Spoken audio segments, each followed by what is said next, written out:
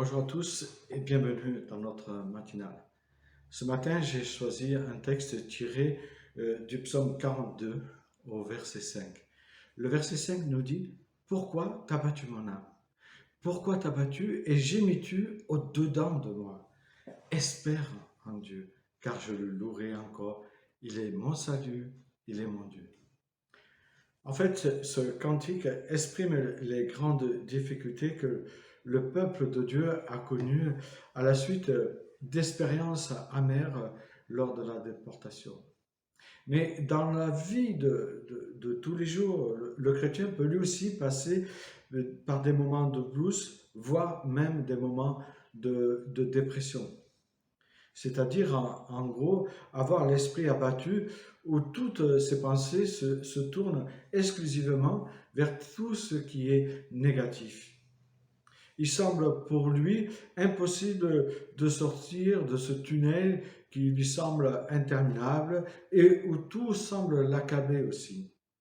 Il est comme pris par un étau ou pris dans des sables mouvants et a l'impression de s'enfoncer jour après jour, toujours plus profondément, sans pouvoir se libérer de ce piège qui est abominable et qui le maintient dans cet état.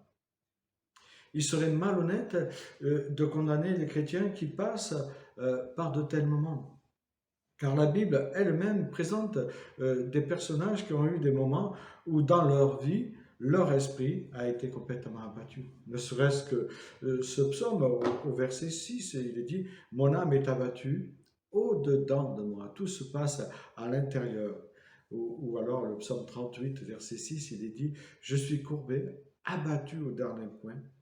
Tous les jours, je marche dans la tristesse.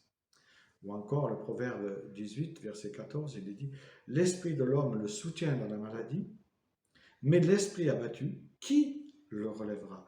Et on voit combien est profonde ce moment de blues pour le psalmiste. Alors si une personne chrétienne ou non chrétienne se trouve dans cet état, c'est qu'elle a vécu des choses trop lourdes à supporter ou à porter. Cela peut être la perte d'un être cher, perte d'un emploi, un divorce, une addiction même, ou une personne qui a été victime d'abus, et puis on peut rajouter beaucoup de choses à la liste.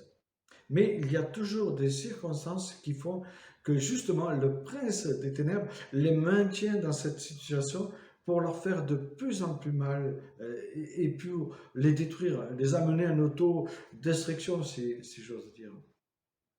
Ces personnes peuvent se juger eux-mêmes lamentables au point d'entretenir des idées suicidaires. Pourquoi je suis comme ça alors que je suis chrétien?